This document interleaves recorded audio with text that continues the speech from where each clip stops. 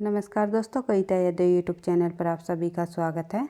संपूर्ण हिंदी विषय की तैयारी को आगे बढ़ाते हुए आज की क्लास में हम करेंगे संपूर्ण भाषा विज्ञान के महत्वपूर्ण प्रश्न, जो कि मैराथन क्लास के माध्यम से हम अपनी तैयारी को आगे बढ़ा रहे हैं। अभी हाल ही में होने वाली परीक्षाओं को ध्यान में रखते हुए मैराथन क्लास को करते हुए संपूर्ण हिंदी से संबंधित जितने भी हमारे महत्वपूर्ण प्रश्न हैं, भाषा विज्ञान के हो या जो है हिंदी साहित्य के हो या फिर काव्य शास्त्र के हो या व्याकरण के हो, तो सभी प्रश्नों को हम करने की कोशिश करेंगे। और पिछली परीक्षाओं में आए हुए प्रश्न हैं उनको भी हम विद सॉल्यूशन के साथ, विद एक्सप्लेनेशन के साथ करते हुए अपनी तैयारी को आगे बढ़ा रहे हैं। टीजीटी पीजीटी परीक्षा हो, एनटीए नेट की परीक्षा हो या फिर जो है कोई अदर परीक्षा हो जिसमें भाषा विज्ञान से संबंधित प्रश्न पूछे जाते हैं, उन सभी के लिए ये क्लास हेल्पफुल रहेगी, अर्थात मददगार साबित होगी।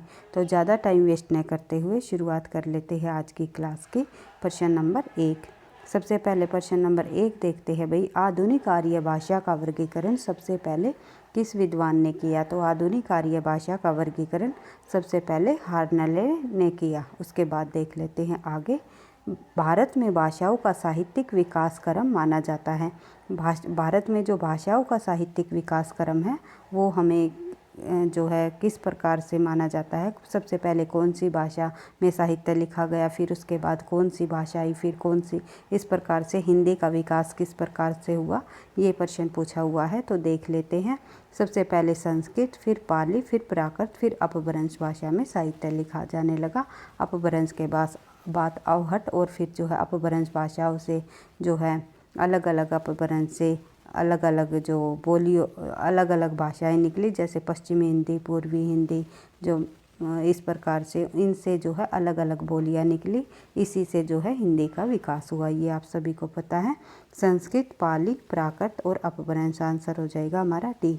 ज़्यादा डिटेल में नहीं जाएंगे हम भाई प्रश्नों की, क्योंकि प्रश्नों की संख्या अधिक है, इसलिए अधिक से अधिक प्रश्नों को करेंगे। बिल्कुल आप लोगों को मैं एक एक प्रश्न का आंसर बताते हुए चलूँगी, ताकि आप जो के प्रश्नों की रिवीजन भी हो सके, और साथ ही जो है आपने अगर इन प्रश्नों को नहीं किया हो तो आपको ये जो है प्रश्न भी आप जो है परीक्षा की दृष्टि से महत्वपूर्ण प्रश्नों को करते हुए चलो। तो देख लेते हैं प्रश्न नंबर 3। मेरठ, बिजनौर, मुजफ्फरनगर और सहारनपुर, देहरादून के मैदानी क्षेत्रों में कौन सी बोली बोली जाती है? ये आपको बताना है। मेरठ में आपको पता ही है खड़ी बोली का जो मुख्य क्षेत्र रहा है, तो खड़ी बोली बोली जाती है मेरठ, बिजनौर, मुजफ्फरनगर, सहारनपुर और देहरादून में। उसके बाद बढ़ते हैं आगे प्रश्न नंबर हमारे, उसके बाद देख लेते हैं अगला प्रश्न भाई। अगला प्रश्न है हमारा प्रश्न संख्या 4। प्रथम देश भाषा के रूप में जानी जाती है, तो प्रथम देश भाषा के रूप में पाली जानी जाती है। उसके बाद अपभ्रंश का भाषा के रूप में सबसे पहले कहाँ प्रयोग मिलता है? तो अपभ्रंश का प्रयोग जो है सबसे पहले भाषा के रूप में हमें जो है कहाँ पर मिलता है? वो मिलता है वल्लभी के राजा धारसेन द्वितीय के शिलालेखों में। उसके बाद देख लेते हैं प्रश्न नंबर 6। थोड़ा जल्दी जल्दी प्रश्नों को हम करेंगे, क्योंकि प्रश्नों की संख्या आज की क्लास में जो है अधिक है। लगभग जो है मैंने 100 प्रश्नों प्लस करने का टारगेट आज की क्लास में हमने बनाया है। तो देख लेते हैं कितने प्रश्नों को हम कर पाते हैं। तो देखते हैं, संविधान के किस भाग में हिंदी को भारत की राजभाषा कहा गया है? तो संविधान के भाग 17 में हिंदी को जो है भारत की राजभाषा कहा है। बढ़ते हैं आगे। खश अपभ्रंश में कौन सी भाषा निकलती है? तो खश अपभ्रंश के से जो है कौन सी भाषा, खश अपभ्रंश से कौन सी भाषा निकलती है, ये आपको बताना है। तो खस जो है पहाड़ी यानी गढ़वाली जो है भाषा निकलती है। उसके बाद देख लेते हैं आगे।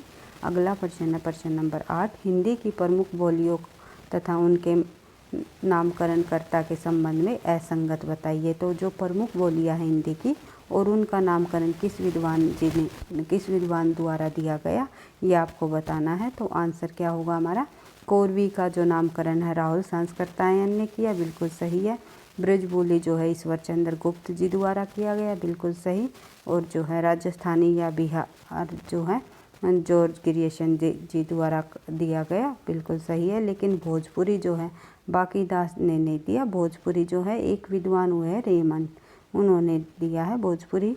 उसके बाद बात करें आगे। अगला जो हमारा प्रश्न है प्रश्न संख्या 9। किसे आधुनिक आर्य भाषा नहीं माना जाता।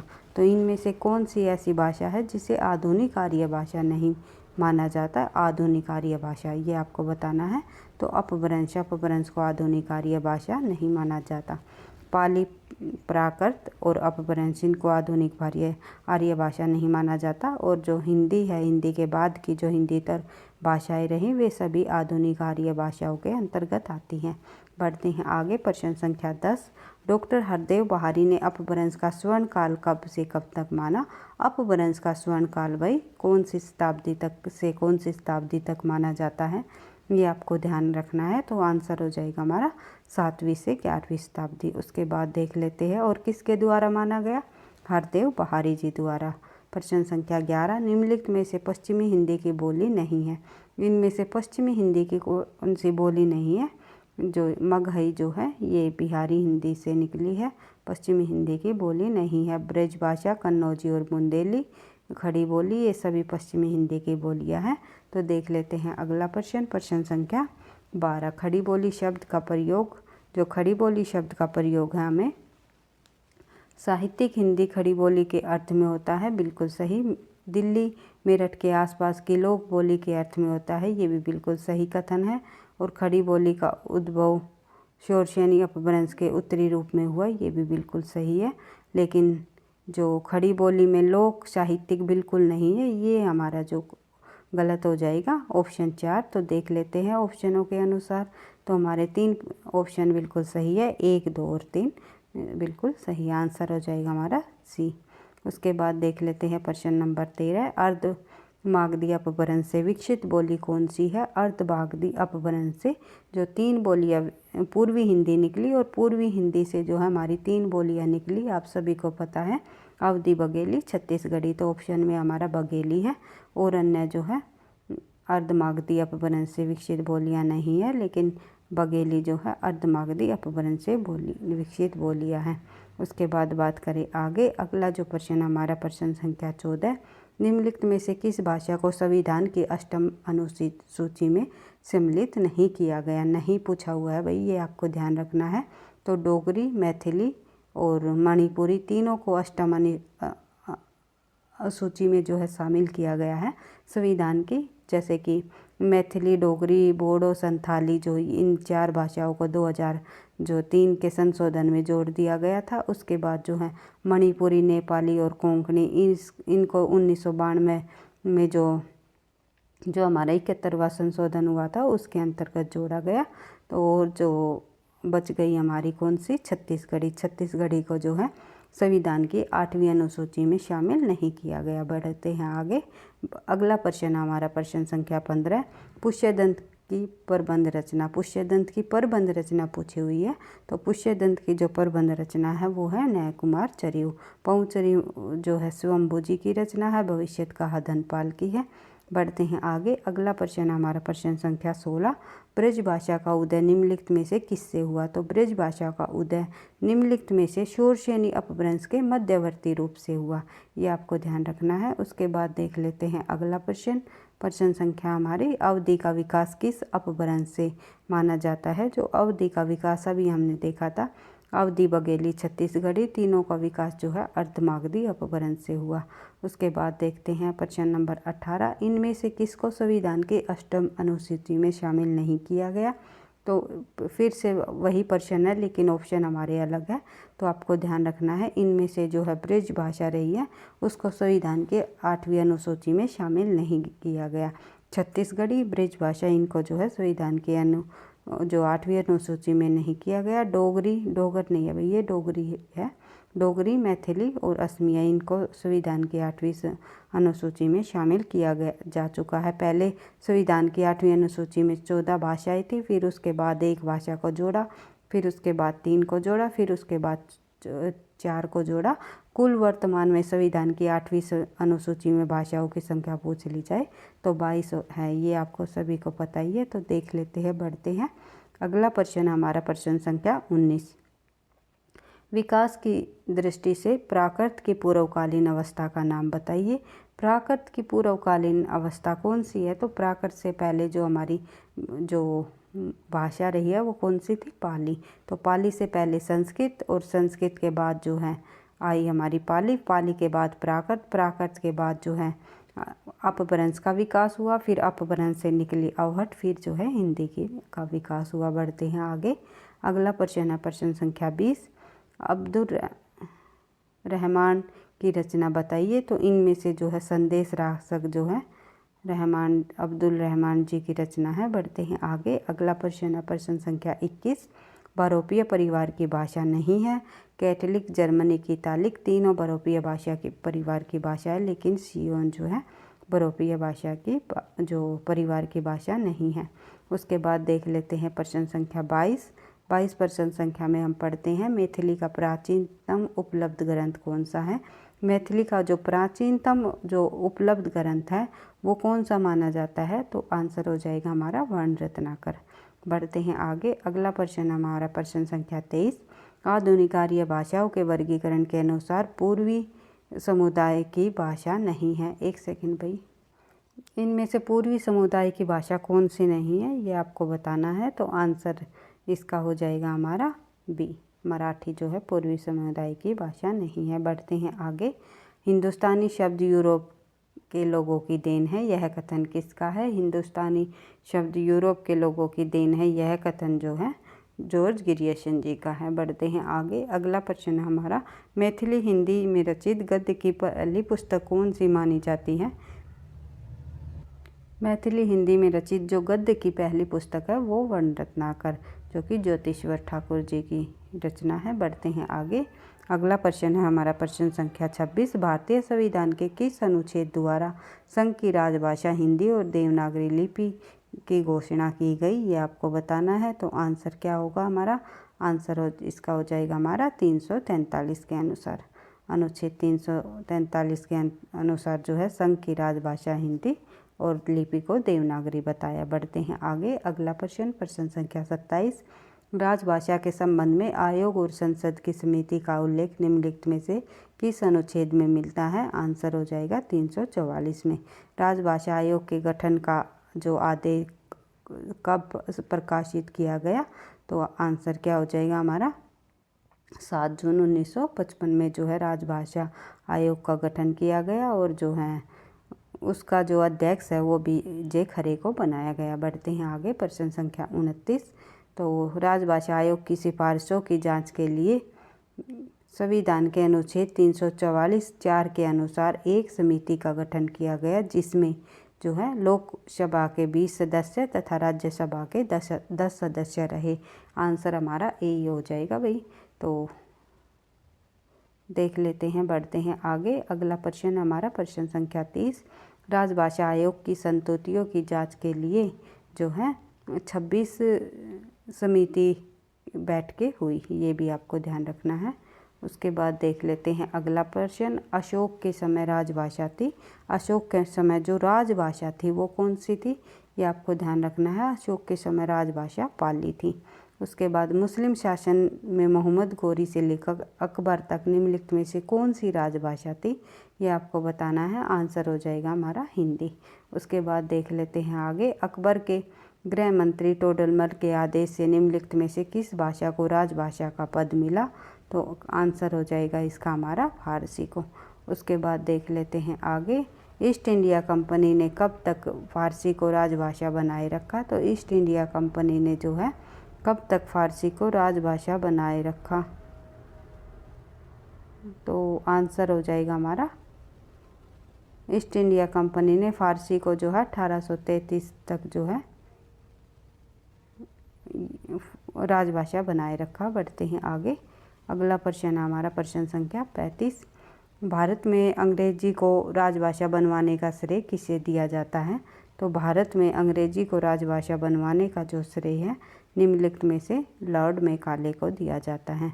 उसके बाद देख लेते हैं उर्दू की जगह हिंदी को राजभाषा बन जाने के लिए सबसे पहले पत्र व्यवहार किसने किया, तो सबसे पहले पत्र व्यवहार करने वाले जो विद्वान हुए वे हुए भारतेंदु हरिश्चंद्र जी। हिंदी की जगह उर्दू को राजभाषा बनाए जाने के लिए सबसे पहले पत्र व्यवहार भारतेंदु हरिश्चंद्र जी ने किया। उसके बाद बात करें आगे। सभी सदस्य देशों की अदालतों में उनके नागरिकों की बोली और लिपि का प्रयोग किया जाता है। यही ऐसा देश है जहां अदालती भाषा न तो शासकों की मातृभाषा और न ही प्रजा की। यह कथन किसका है? तो ये जो कथन कहा गया है, ये कहा गया है भारतेंदु हरिश्चंद्र जी द्वारा। बढ़ते हैं आगे। अगला प्रश्न हमारा, निम्नलिखित में से किसके प्रयत्नों से राजभाषा के रूप में हिंदी और उर्दू के समान अधिकार मिला? तो किसके प्रयत्नों से जो है राजभाषा के रूप में हिंदी और उर्दू को समान अधिकार मिला? तो आंसर हो जाएगा हमारा मदन मोहन मालवीय के प्रयासों से। पढ़ते हैं आगे। अगला प्रश्न हमारा प्रश्न संख्या 39, राजभाषा हिंदी देश की एकता को कश्मीर से कन्याकुमारी तक अधिक सुदृढ़ बना सकेगी। यह कथन किसका है? तो ये कथन जो है किस विद्वान के द्वारा कहा गया? डॉक्टर राजेंद्र प्रसाद जी द्वारा। उसके बाद देख लेते हैं आगे। प्रश्न संख्या 40, भारत के संविधान में हिंदी को मान्यता प्रदान कब हुई? तो 14 सितंबर 1949 को।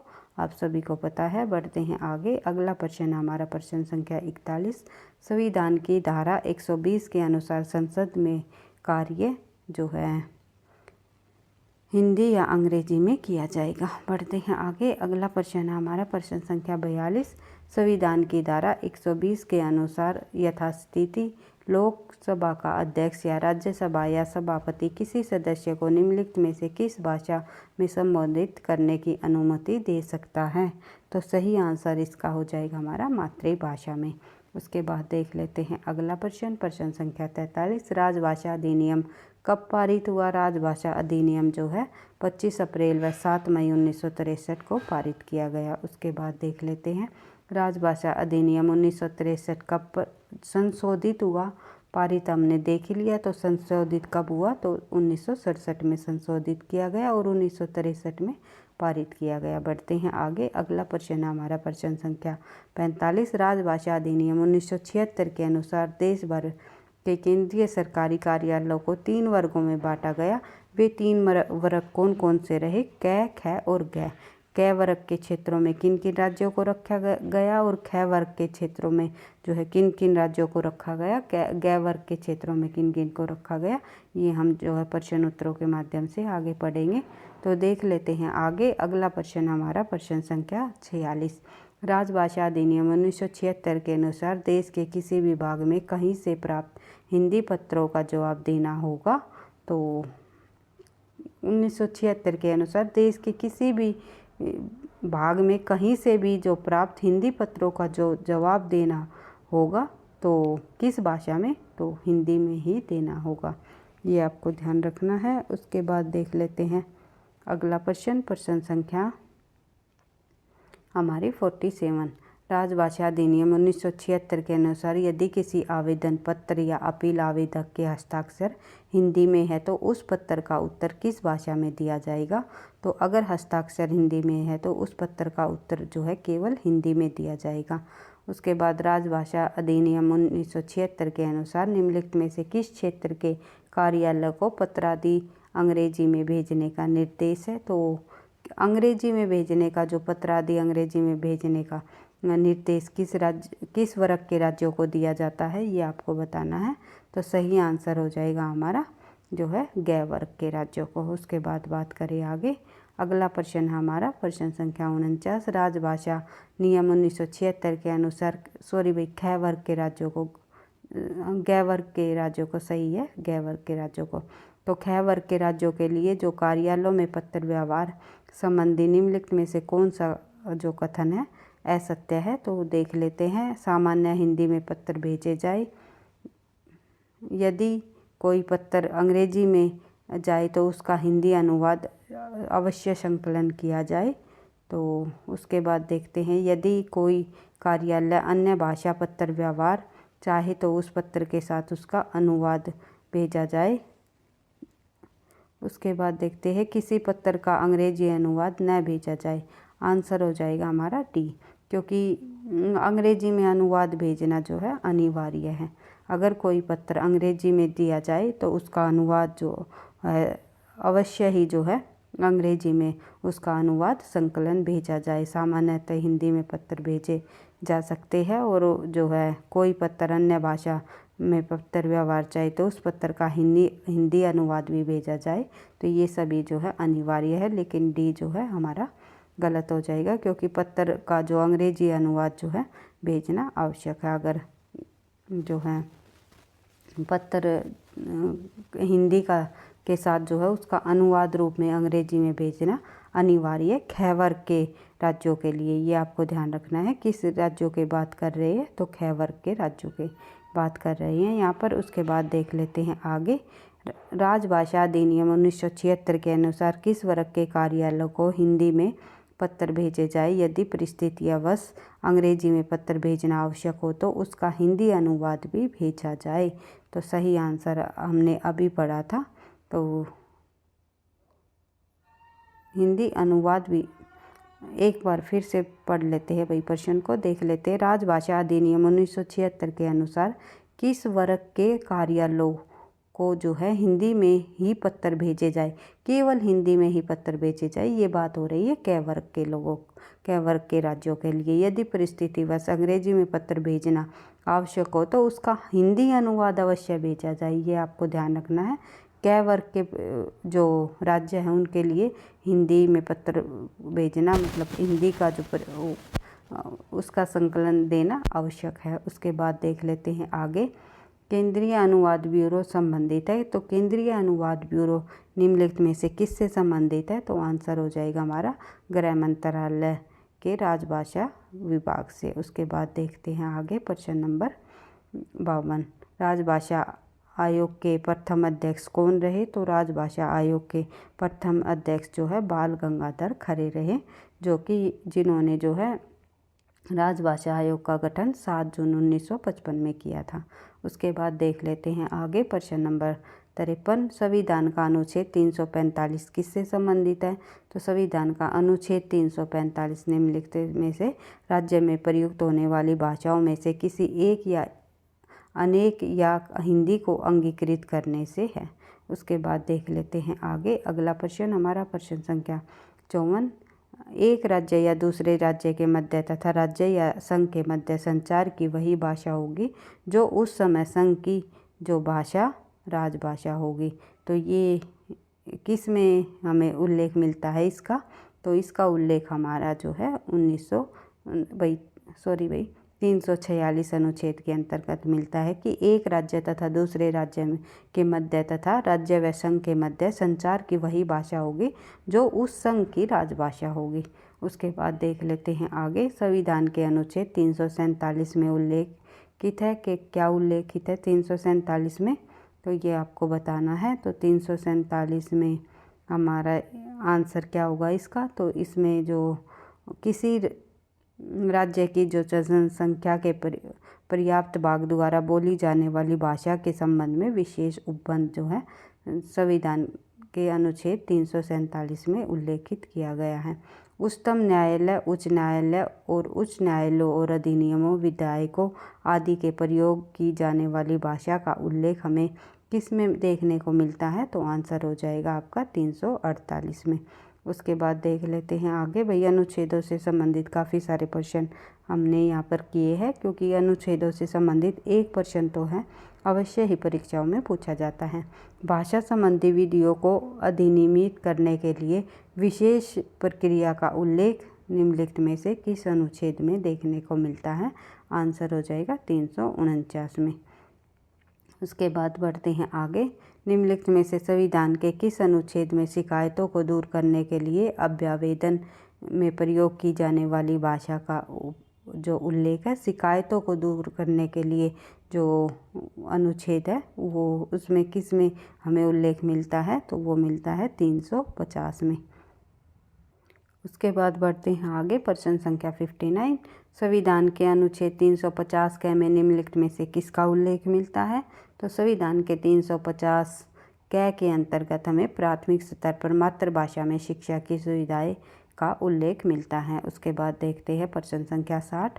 भारतीय संविधान के किस अनुच्छेद में भाषाई अल्पसंख्यकों के लिए विशेषाधिकारी की जो राष्ट्रपति द्वारा नियुक्ति का उल्लेख है वो हमें किस में देखने को मिलता है, तो वो मिलता है हमें अनुच्छेद 350 ख में। उसके बाद देखते हैं आगे, संविधान के अनुच्छेद 351 में निम्नलिखित में से किसका उल्लेख मिलता है? तो संविधान के 351 में हमें हिंदी भाषा के विकास के लिए निर्देश देखने को मिलते हैं, निर्देशों का उल्लेख मिलता है। उसके बाद देख लेते हैं आगे, प्रश्न संख्या 62, केंद्रीय हिंदी समिति के पदेन अध्यक्ष कौन है? तो केंद्रीय हिंदी समिति के पदेन अध्यक्ष है जो है, आंसर हो जाएगा हमारा प्रधानमंत्री। उसके बाद देख लेते हैं, निम्नलिखित में कै क्षेत्र का राज्य, इनमें से कै क्षेत्र का राज्य कौन सा है, ये आपको बताना है।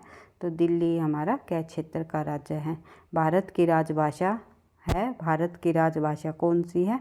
तो आपको बताना है हिंदी और अंग्रेजी दोनों भारत की राजभाषा है। अभी किसी भी भाषा को जो है राजभाषा का दर्जा पूरी तरह से नहीं दिया गया। बढ़ते हैं आगे, अगला प्रश्न है प्रश्न संख्या 65, हिंदी सरकार के कर्मचारियों को हिंदी सिखाने के लिए कौन सी योजना शुरू की गई? हिंदी सरकार के जो कर्मचारी हैं उनको हिंदी सिखाने के लिए जो है अंग्रेजी से हिंदी अनुवाद योजना शुरू की गई।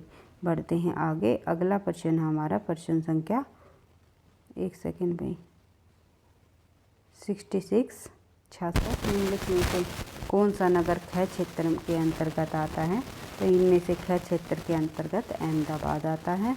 उसके बाद देख लेते हैं, अष्टम अनुसूची में अंग्रेजी को सम्मिलित करने के लिए निजी बिल किसने प्रस्तुत किया? तो निजी बिल जो है फ्रैंक एंथनी ने प्रस्तुत किया। उसके बाद देख लेते हैं आगे, प्रश्न संख्या 68, संविधान के 92वें संशोधन अधिनियम 2003 के द्वारा कितनी भाषाओं को भारतीय भाषाओं में सम्मिलित किया गया? तो 3 भाषाओं को जोड़ा गया।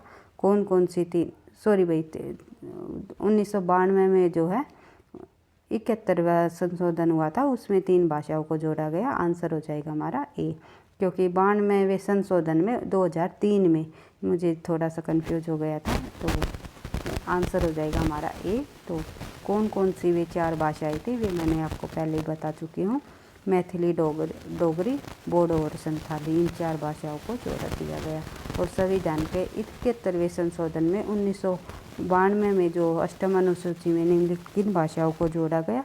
इनमें 3 भाषाओं को जोड़ा गया। कौन सी 3 भाषाएं थी? नेपाली, मणिपुरी और कोंकणी। इनको आप जो है नमक से याद रख सकते हो, न से नेपाली, न से मणिपुरी और कैसे कोंकणी। उसके बाद बढ़ते हैं आगे, प्रश्न संख्या 70, वर्तमान में जो संविधान की अष्टम अनुसूची है उसमें कितनी भाषाओं का उल्लेख मिलता है? तो 22 भाषाओं देखने को मिलती है, और शुरुआत में पूछ लिया जाए तो 14 भाषाएं थी। बढ़ते हैं आगे, अगला प्रश्न है प्रश्न संख्या 71, निम्नलिखित में से कौन सी भाषा अष्टम अनुसूची में शामिल नहीं है? तो 8वीं अनुसूची में इनमें से कौन सी भाषा शामिल नहीं है? मैथिली, बोडो, डोगरी और संथाली। जो मैथिली भी है वही, जो कि 2003 में जोड़े गए 92वें संशोधन में। उसके जो कोंकणी जो है ये हमने देख ही लिया था, 71वें संशोधन में जोड़ दी गई थी 1992 में। उस और जो सिंधी है उसको जो है पहले ही संशोधन में जोड़ दिया था 21वें संशोधन में, जो कि 14 भाषाओं से 15वीं जो भाषा रही वो सिंधी थी। ये आपको ध्यान रखनी है। लेकिन मगही को जो है कहीं पर जो है 8वीं अनुसूची में शामिल नहीं किया गया। मगही हुई, छत्तीसगढ़ी हुई, ब्रिज भाषा हुई, इनको आपको ध्यान रखना है, इनको 8वीं अनुसूची में शामिल नहीं किया गया। ऑप्शन में ये 2-3 ही भाषाओं को दिया जाता है। बढ़ते हैं आगे, अगला प्रश्न हमारा प्रश्न संख्या 72, निम्नलिखित में से किस राज्य की राजभाषा हिंदी नहीं है? तो हिंदी निम्नलिखित में से किस राज्य की राजभाषा नहीं है? तो तमिलनाडु की जो भाषा है वो हिंदी नहीं है।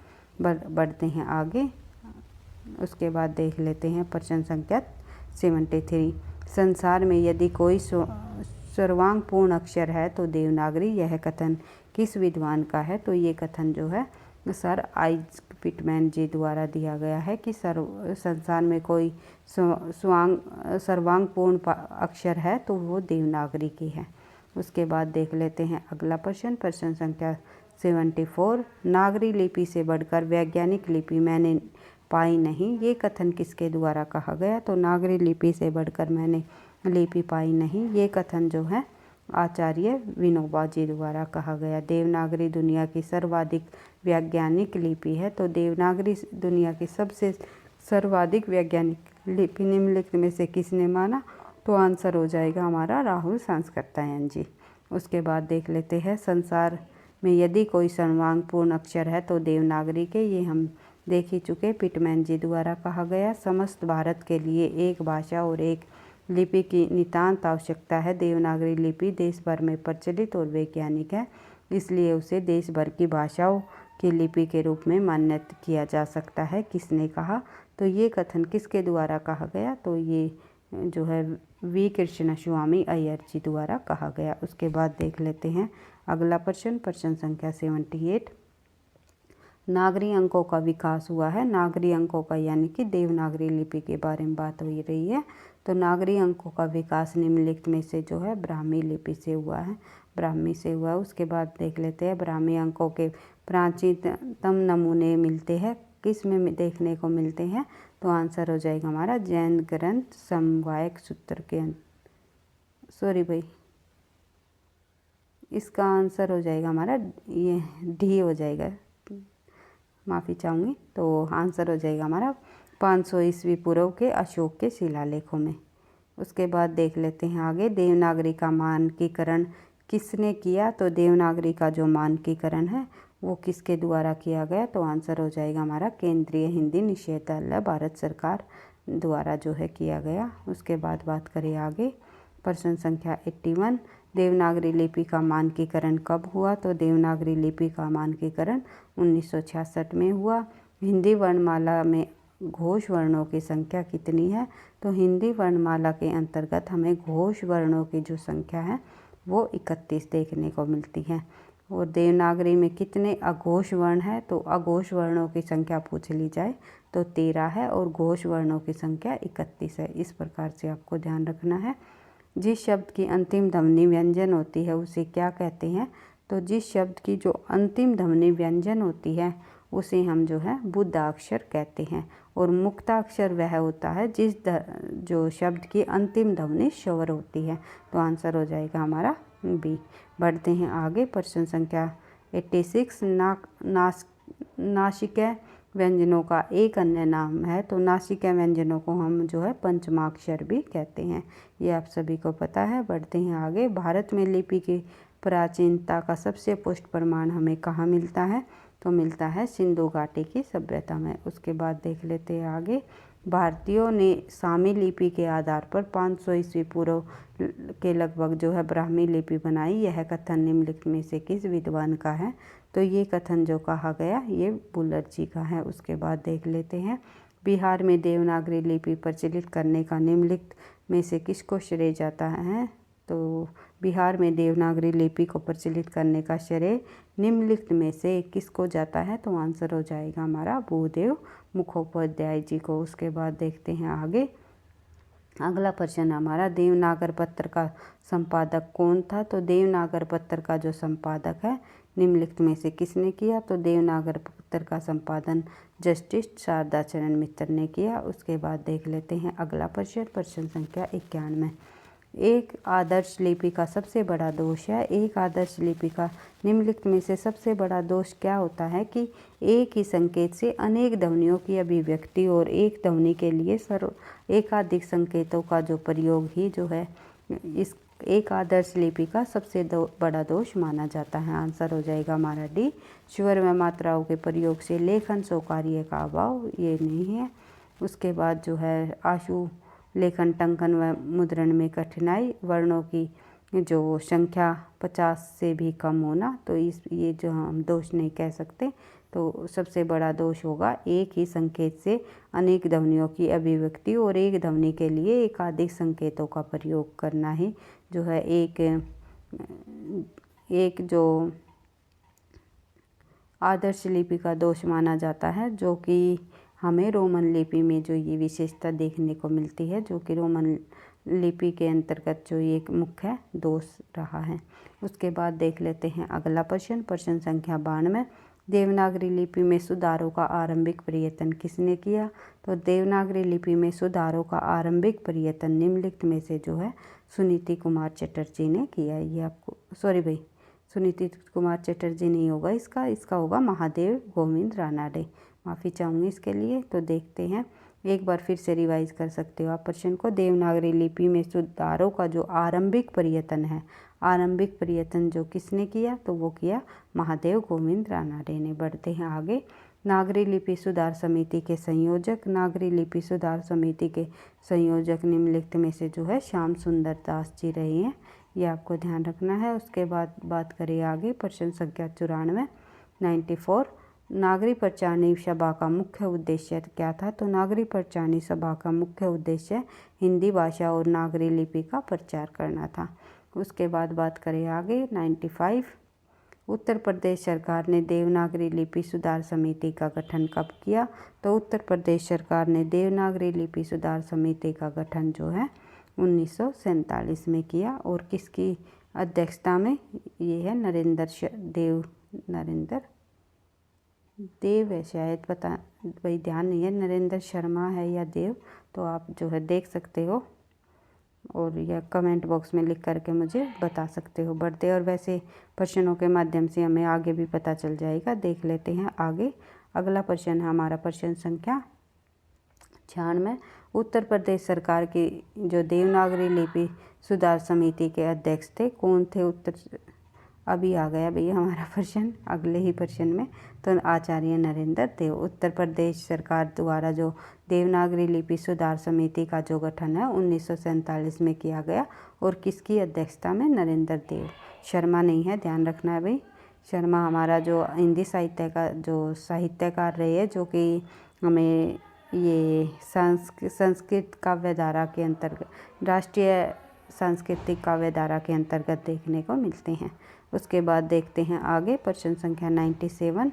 संविधान के अनुरूप संकेतों की दृष्टि से सर्वश्रेष्ठ लिपि, तो ध्वनियों के अनुरूप जो संकेतों की दृष्टि से सर्वश्रेष्ठ लिपि कौन सी?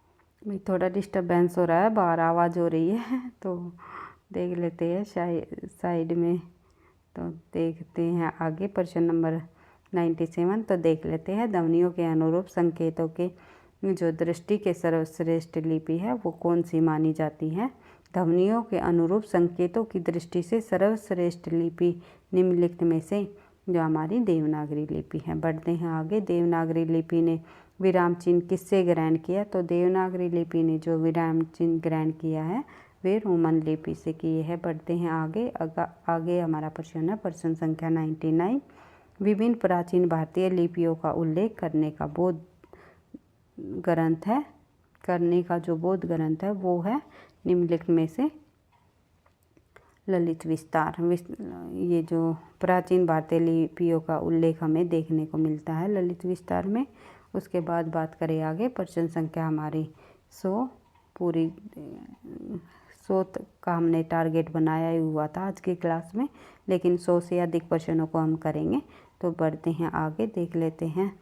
क्योंकि मैराथन क्लास है हमारी, तो मैराथन क्लास में हम जो है अधिक से अधिक प्रश्नों को करने की कोशिश करेंगे। लगभग 1 घंटे से अधिक जो है वीडियोस हम रिकॉर्ड कर सकते हैं। इससे अधिक करूँगे तो भाई वीडियो अपलोड करने में भी परेशानी होती है। तो लगभग मैं चाहती हूँ कि आप लोगों को कम समय में अधिक से अधिक प्रश्न मिले और इन्हीं प्रश्नों में से आपको परीक्षा में भी प्रश्न देखने को मिलेंगे। क्योंकि सफलता का राज क्या है? निरंतर अभ्यास। निरंतर अभ्यास के साथ अगर आप जो है अपनी तैयारी को आगे बढ़ाते रहोगे, आपको अवश्य ही सफलता मिलेगी। और सबसे जो मेन बात होती है, हमें प्रश्नों की बार बार रिवीजन करनी और इम्पोर्टेंट जो प्रश्न होते हैं उनको बार बार जो है पढ़ना ही हमें सफलता दिलाएगा। तो देख लेते हैं आगे। प्रश्न संख्या हमारी 100 है। निम्नलिखित में से कौन सी लिपि प्राचीन भारत में दाईं ओर से बाईं ओर लिखी जाती है? तो कौन सी लिपि ऐसी है जो प्राचीन भारत में दाईं से बाईं लिखी जाती है? ये आप सभी को पता है। हमारी जो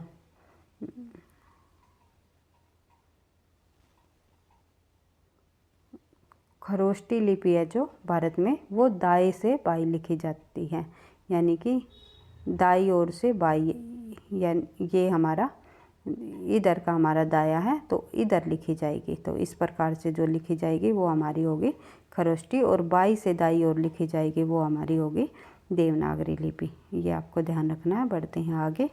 अगला प्रश्न हमारा प्रश्न संख्या खरोष्टी लिपि की उत्पत्ति किससे हुई। तो खरोष्टी लिपि की जो उत्पत्ति है वो निम्नलिखित में से अमरैयिक लिपि से मानी जाती है। ब्राह्मी लिपि से को किसने डिफाइड किया। तो ब्राह्मी लिपि को जो है निम्नलिखित में से प्रिंसेप ने डिफाइड किया है। उसके बाद देख लेते हैं आगे। देवनागरी लिपि की वैज्ञानिकता के संदर्भ में कौन सा कथन असत्य है। तो देवनागरी लिपि की वैज्ञानिकता के संबंध में जो हम बात करें तो इनमें से कौन सा कथन असत्य है ये आपको बताना है। तो आंसर क्या होगा हमारा, इनमें अल्प प्राण और महाप्राण ध्वनियों के लिए एक ही लिपि चिन्ह है। ये गलत है हमारा, क्योंकि अल्प प्राण और महाप्राण ध्वनियों के लिए चिन्ह जो है अलग अलग चिन्ह दिए हुए हैं। तो स्वरों में हर्षों और दीर्घ भेद जैसी वैज्ञानिकता अन्य लिपियों में नहीं है। ये सही है बिल्कुल। उसके बाद जो है देवनागरी में सभी भारतीय भाषाओं को व्यक्त करने की अक्षमता है। ये भी बिल्कुल सही है। इसमें वही पढ़ा जाता है जो लिखा जाता है। ये इनकी मुख्य विशेषता रही है देवनागरी लिपि की। लेकिन अल्प प्राण और महाप्राण ध्वनियों के लिए एक चिन्हों का प्रयोग नहीं किया गया, अलग अलग चिन्हों का प्रयोग किया गया है। उसके बाद बात करें आगे। 12 खड़ी किसे कहते हैं। तो 12 खड़ी निम्नलिखित में से जो किसे कहा जाता है ये पूछा हुआ है। आंसर क्या होगा हमारा, हर्षों और दीर्घ स्वरों को, सभी संयुक्त स्वरों को, समस्त स्वर ध्वनियों को, या फिर व्यंजन के साथ स्वरों की मात्राएं के अनुरूप विसर्ग को मिलाकर लिखना ही हमारी 12 खड़ी होता है। बिल्कुल सही है, डी आंसर हो जाएगा हमारा। बढ़ते हैं आगे। अंतस्थ व्यंजनों की संख्या हमारी कितनी होती है, 4। कौन कौन से होते हैं हमारे 4, य, र, ल और व। ये 4 हमारे जो है अंतस्थ व्यंजन होते हैं, य, र, ल, व। उसके बाद बात करें आगे। अगला प्रश्न हमारा, निम्नलिखित में से किस कांग्रेस अध्यक्ष ने हिंदी भाषा के लिए रोमन लिपि करने की वकालत की है। तो किस ऐसे कांग्रेस अध्यक्ष हुए जिन्होंने हिंदी भाषा के लिए रोमन लिपि की वकालत की थी, ये आपको बताना है। तो आंसर हो जाएगा हमारा अब्दुल कलाम आज़ाद ने। उसके बाद नागरी प्रचारणी सभा काशी ने लिपि समिति का गठन कब किया। तो नागरी प्रचारणी सभा काशी ने लिपि समिति का गठन 1945 में किया। उसके बाद देखते हैं आगे। नागरी प्रचारणी सभा के प्रथम सभापति थे, कौन थे नागरी प्रचारणी सभा के प्रथम सभापति, ये थे राधा बाबू कृष्णदास जी। उसके बाद बात करें आगे। अगला प्रश्न हमारा प्रश्न संख्या 109। 1935 में हिंदी साहित्य सम्मेलन के इंदौर अधिवेशन में महात्मा गांधी के सभापतित्व में निम्नलिखित में से किसका गठन किया गया है। तो ये आपको बताना है। तो सही आंसर हो जाएगा हमारा इसका, आप प्रश्न को दोबारा से पढ़ सकते हो, नागरिक लिपि सुधार समिति का। उसके बाद बात करें आगे। इन प्रश्नों को आपको एक बार फिर से रिवाइज कर लेना है डबल स्पीड करके वीडियो की, क्योंकि एक बार प्रश्नों को पढ़ने से आपको जो है याद नहीं रह पाएंगे कि। और भाषा विज्ञान से अगर प्रश्न पूछे जाएंगे परीक्षा में तो इन्हीं प्रश्नों में से आपको काफ़ी सारे प्रश्न देखने को मिल सकते हैं, ये मैं उम्मीद करती हूँ। और जितने भी इम्पोर्टेंट प्रश्न हैं सभी भाषा विज्ञान, संपूर्ण भाषा विज्ञान संबंधी सभी प्रश्नों को मैंने यहाँ पर जो है लाने की कोशिश की है। और जो बच्चे DSSB TGT PGT हिंदी की तैयारी कर रहे हैं, पूरे प्रॉपर तरीके से जो है विद टेस्टों के साथ, विद नोट्सों के साथ, टेस्ट सीरीज़ के साथ और जो है नोट्स के साथ अगर तैयारी करना चाहते हैं, और साथ ही फर्स्ट पेपर के साथ आप लोग तैयारी करना चाहते हो, जिसमें हिंदी 20 नंबर की, हिंदी 20 नंबर की, जीके 20 नंबर की, जो है इंग्लिश 20 नंबर का, मैथ और 20 नंबर की रीजनिंग आती है।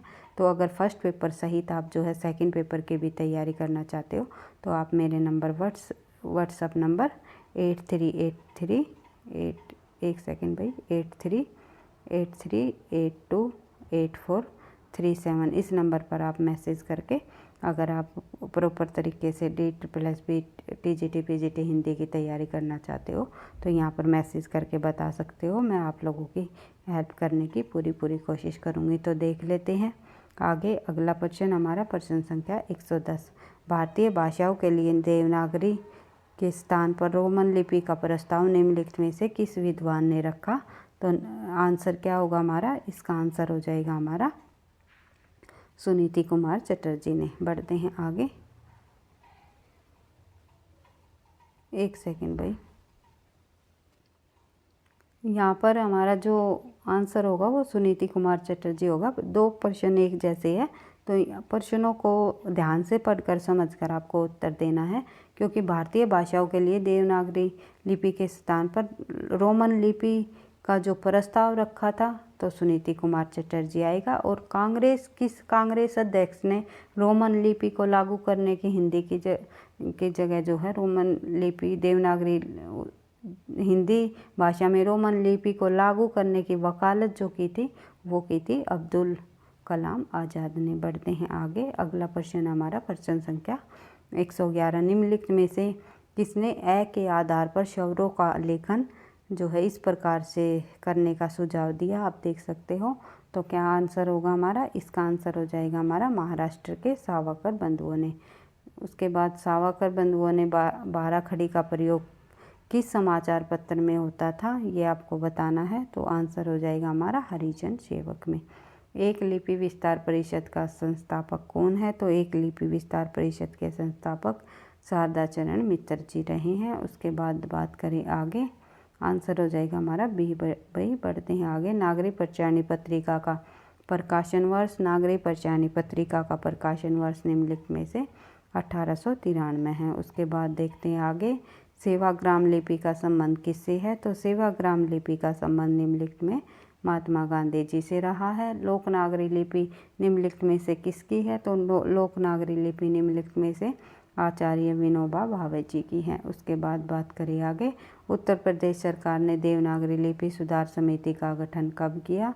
तो 1947 में। शायद ये प्रश्न हम पहले पढ़ चुके हैं, जो कि किसकी अध्यक्षता में किया गया? डॉक्टर नगेंद्र देव जी की अध्यक्षता में। बढ़ते हैं आगे। प्रश्न संख्या हमारी 118। तो हिंदी के लिए खड़ी बोली शब्द का जो श्रेय है किसे जाता है? तो जॉन गिलक्राइस्ट जी को जाता है। बढ़ते हैं आगे। खड़ी बोली शब्द का सर्वप्रथम उल्लेख की बात आ जाए तो किसने किया सबसे पहले खड़ी बोली शब्द का सबसे पहले उल्लेख? तो निम्नलिखित में से लल्लू लाल जी द्वारा किया गया।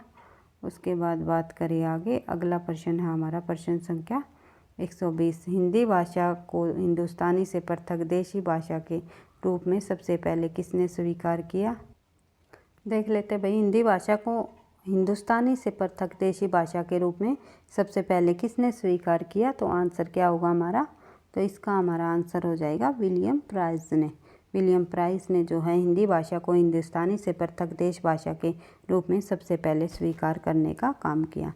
उसके बाद बात करें आगे। मानकीकरण का सर्वप्रथम उल्लेख किसने किया? तो मानकीकरण का सर्वप्रथम उल्लेख है वो किसने किया? आंसर हो जाएगा हमारा एथरिंगटन जी ने। उसके बाद बात करें आगे। प्रश्न संख्या हमारी 122। मानक हिंदी की आधार बोली बताइए। तो मानक हिंदी की आधार बोली कौन सी रही है ये आपको बताना है। तो ये है हमारी कोरवी, जिसे हम जो कि खड़ी बोली भी कहते हैं। खड़ी बोली और कोरवी एक ही का नाम है, ये आपको ध्यान रखना है। उसके बाद बात करें आगे। प्रश्न संख्या 123। मानक हिंदी की आधार बोली के प्रशक कु, कुनु, ते, से आदि को आदर्श भाषा में स्वीकार कर लिया गया, स्वीकृत किया गया, आंशिक रूप से स्वीकार किया गया या काव्य के लिए प्रयुक्त माना गया? तो आंसर क्या होगा हमारा? बिल्कुल अस्वीकार किया गया। उसके बाद कोरवी में कर्म और संप्रदान कारक के लिए 5 प्रसर को, कु, नु, ने, के है, जबकि मानक हिंदी में इनकी संख्या कितनी है? तो मानक हिंदी में इनकी जो संख्या है वो कितनी है? केवल 2 है। उसके बाद बात करें आगे। अगला प्रश्न है हमारा प्रश्न संख्या 125। जिसकी, उसकी, जो, सो आदि सर्वनाम है। तो ये आप सभी को पता है एक संबंधवाचक सर्वनाम रहे हैं। उसके बाद बढ़ते हैं आगे। अगला प्रश्न संख्या 126। निम्नलिखित में सुमेलित कीजिए तथा दिए गए कूटों की सहायता से सही उत्तर चुनिए। तो देखते हैं। तू, तुम, आप, कौन, क्या, कहाँ, यह, वह, ये, जिसकी, जो, सो, उसकी ये हमने देख ही लिया था, संबंधवाचक में आएगा।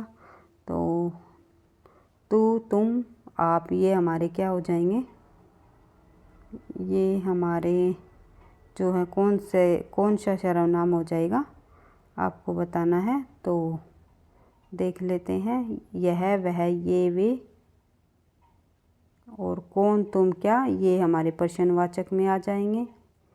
उसके बाद देखते हैं भाई, तुम, तू, आप ये हमारे प्रश्नवाचक हो गए। कौन, क्या, ये हमारे, सॉरी भाई, सबसे पहले एक हमारा दो से मिलान होगा। तुम, तू, आप ये हमारे क्या हो गए, पुरुषवाचक सर्वनाम में आ जाएंगे। कौन, तुम, क्या, ये क्या हो जाएंगे, हमारे प्रश्नवाचक सर्वनामों में आ जाएंगे। उसके बाद जो है अनिश्चयवाचक में आ जाएंगे। यह अनिश्चयवाचक में हमारे कौन से रहेंगे, ये आपको बताना है। यह, ये, वे अनिश्चय में कोई से इनमें से नहीं है भाई, ये आ जाएगा हमारे निश्चयवाचक में। यह, वह, वे, जो, सो, जिसकी, उसकी प्रश्नवाचक में। आई होप आप जो है, सॉरी भाई, संबंधवाचक में। थोड़ा कंफ्यूज हो गए इस प्रश्न में, आसान सा प्रश्न है, फिर भी आप जो है इनको देख करके जो है समझ सकते हो। सर्वनामों को पूछा हुआ है, तो सर्वनामों में तू, तुम, आप, आपको पता ही है ये पुरुषवाचक सर्वनाम है। और कौन, तुम, क्या, ये प्रश्नवाचक सर्वनाम है हमारे। और जो यह, वह, ये, वे, जो ये है हमारे निश्चयवाचक सर्वनाम। जो, सो, जिसकी, उसकी, जो ये है हमारे संबंधवाचक सर्वनाम। बढ़ते हैं आगे। अगला प्रश्न है प्रश्न संख्या 127। मानक हिंदी में सर्वनाम के कितने भेद हैं। तो मानक हिंदी में सर्वनामों के हमारे 6 भेद हैं। उसके बाद बात करें आगे, हिंदी भाषा के सर्वांगीण मानकीकरण का प्रश्न सबसे पहले किसने उठाया। तो सही आंसर हो जाएगा हमारा 1950 के विश्वविद्यालय हिंदी विभाग ने। मानक हिंदी में व्यावहारिक आधार पर शब्द कितने प्रकार के होते हैं। तो मानक हिंदी में व्यावहारिक आधार पर शब्द हमारे 5 प्रकार के होते हैं। उसके बाद बात करें आगे, लिंग, वचन और कारक को निम्नलिखित में से किसकी कोटियाँ कही जाती हैं। ये हमारी जो है संज्ञा की कोटियाँ कही जाती हैं। मानक हिंदी में संज्ञा के कितने भेद होते हैं। तो संज्ञा के भेद आपको सभी को पता है, 5 भेद होते हैं। उसके बाद बात करें आगे, अगला प्रश्न है प्रश्न संख्या 132 से लगभग 150 प्लस प्रश्नों को कर लेंगे भाई। तो आपको के लिए ये जो क्लास होगी, ये मैराथन क्लास संपूर्ण भाषा विज्ञान से संबंधित मुख्य प्रश्न हम करेंगे। और जो हमारे बचे हुए प्रश्न हैं उनको भी हम कभी जो है नेक्स्ट क्लास में जो मिक्स संपूर्ण हिंदी के प्रश्नों को करेंगे, उनके बचे हुए प्रश्नों को भी कर लेंगे। तो देख लेते हैं आगे, हिंदी वर्तनी पर पुस्तक लिखने का जो प्रथम रचनाकार है वो कौन माना जाता है। हिंदी वर्तनी पर सबसे पहले जो पुस्तक किन्होंने लिखी, ये पूछा हुआ है। तो छत्रधारी सिंह जी रहे हैं। उसके बाद देख लेते हैं आगे प्रश्न संख्या 133। 19वीं शताब्दी के अंतिम चरण में हिंदी वर्तनी पर विचार स्वीकृति करने वाला विद्वान निम्नलिखित में से कौन सा माना जाता है। तो आंसर हो जाएगा हमारा अंबिका दत्त व्यास। उसके बाद देखते हैं आगे 134। भारतीय हरिश्चंद्र तथा राजा शिव प्रसाद सिंह सितारे हिंद ने अपनी रचनाओं में कारक चिन्ह कैसे लिखा। तो इन्होंने जो है कारक चिन्हों का प्रयोग अलग करके लिखा, शब्दों से अलग करके कारक चिन्ह लिखे। बढ़ते हैं आगे, अगला प्रश्न हमारा प्रश्न संख्या 135। सन 1888 में हिंदी बंगवासी के संपादक ने अपने पत्र में कारक चिन्हों को मिलाकर लिखना उचित ठहराया। तो उसका विरोध जो है निम्नलिखित में से किसने किया, ये आपको बताना है। तो आंसर हो जाएगा हमारा अंबिका दत्त व्यास ने। उसके बाद और आपको कमेंट बॉक्स में बताना है हिंदी जो बंगवासी है इस पत्र का संपादक किन्होंने किया। बढ़ते हैं आगे, अगला प्रश्न हमारा प्रश्न संख्या 136। निम्नलिखित में से सुमेलित कीजिए कि इन प्रश्नों को आपको सुमेलित करना है। किस प्रकार से देख लेते हैं, सूची 1 और सूची 2 का, कि किस लेखक द्वारा जो है, किस विद्वान द्वारा कौन सी पुस्तक लिखी गई, ये आपको बताना है। डॉक्टर हरदेव बहारी जी द्वारा कौन सी पुस्तक लिखी गई। तो हरदेव बहारी ने वर्ण विन्यास की समस्या लिखी। डॉक्टर धीरेन्द्र शर्मा माता प्रसाद गुप्त जी ने कौन सी पुस्तक लिखी? तो माता प्रसाद गुप्त जी द्वारा लिखी गई हिंदी शब्द भंडार का स्थिरीकरण।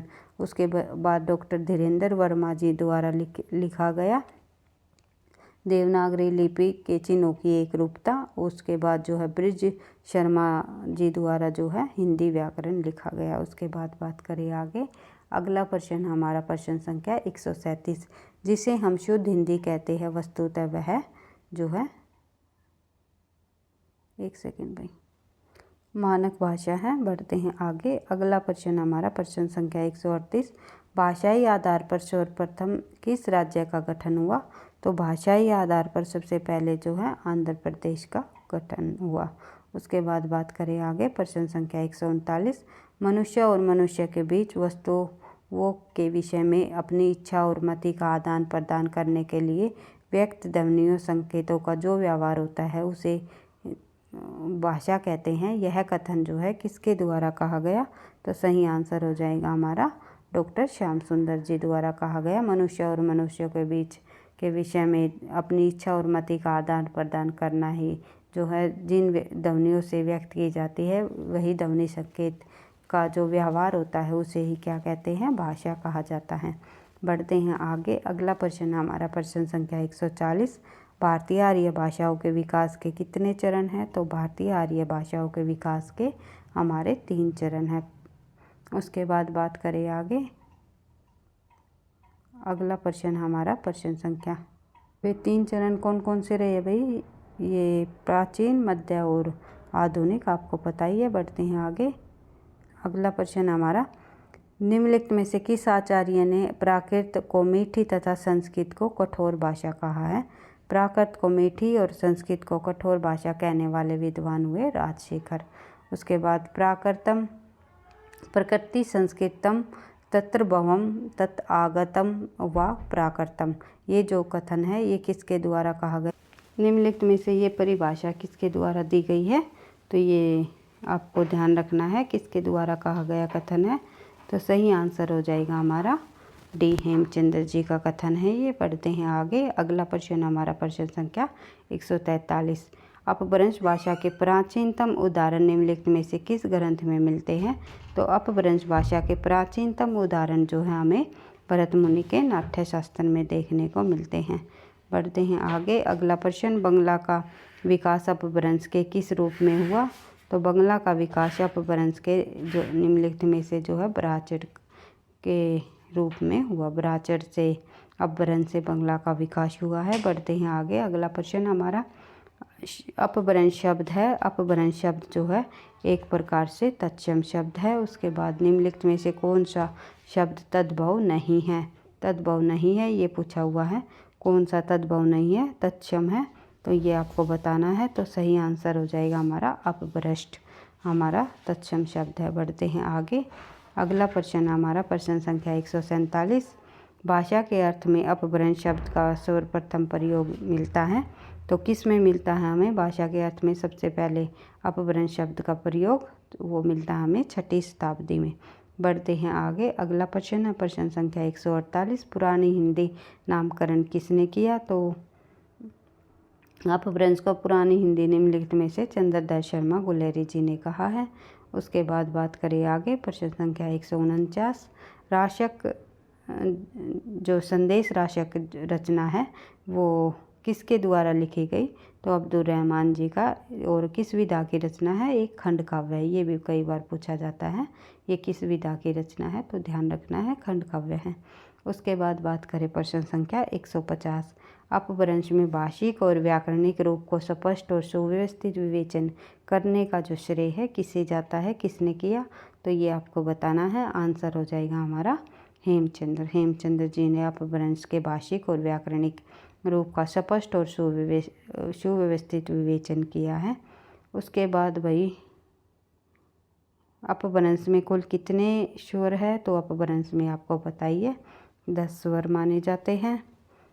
इस प्रकार से आज की क्लास के अंतर्गत हमने जो है लगभग 150 प्रश्नों को हमने कर लिया है। तो नेक्स्ट बचे हुए जो हमारे प्रश्न हैं उनको हम जो है फिर अदर किसी क्लास में मिक्स प्रश्नों को करके एक जो मैराथन क्लास बना करके कंप्लीट करेंगे, जिसमें कि आपको इम्पोर्टेंट काव्य शास्त्र संबंधी प्रश्न भी देखने को मिलेंगे, साथ ही साहित्य से संबंधित और साथ ही भाषा विज्ञान के इन प्रश्नों को मैं शामिल करूँगी।